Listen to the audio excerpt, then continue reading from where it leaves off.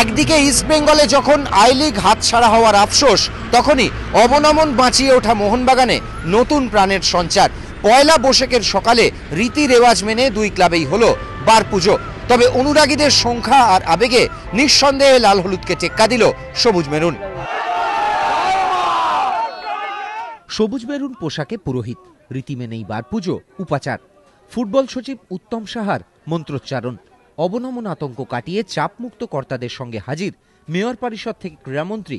নেই শুধু অসুস্থ সচিব, চাকা ঘোরার প্রত্যাশায় বছর শুরুর সকালেই বাগানে হাজির হাজার দুয়েক সমর্থক।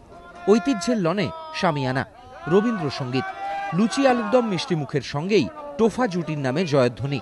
টোলগে ওডাফারাও হাসি ফিরিয়ে দিতে চান ওদের মুখে। This season our aim was to save relegation, and I believe we're very close. Next season our aim is to win the I-League. This new year will bring many luck, many trophies for Mohanbagan. নতুন মরশুমে নেতৃত্বের হাতছানি, তবু নবীর সিদ্ধান্ত নিয়ে ধোঁয়াশা। বাগানে বার পুজোয় দেখা মেলেনি কোনো ফুটবলারের। লাল হলুদে উল্টো ছবি।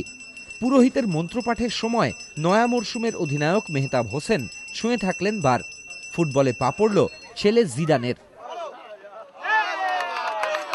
কোচ বিদেশে, খেতাব হাত ছাড়ার হতাশার মাঝেই কর্তাদের প্রার্থনা যদি আগামীবার। আমাদের একটাই লক্ষ্য, আমাদের অ্যাজ এ ফ্যামিলি হতে হবে, নেক্সট ইয়ার আমাদের চ্যাম্পিয়ন হতে হবে, যেটা 3 বছর আমরা গন্ডি পেরোতে পারিনি, এবছর আমাদের চেষ্টা করতে হবে। দলবদলের ফিসফাসে লাল হলুদে জেমস মোগার নাম, বাগানে কাটসুমির গুঞ্জন। 10 বছর আই লিগ আসেনি শহরে, যে আফসোসের সঙ্গে বড্ড চেনা দুই শিবিরের আকুতি। অন্ধকারের উৎস হতে উৎসারিত আলো। প্রদীপ্ত গোস্বামী, এবিপি আনন্দ, কলকাতা।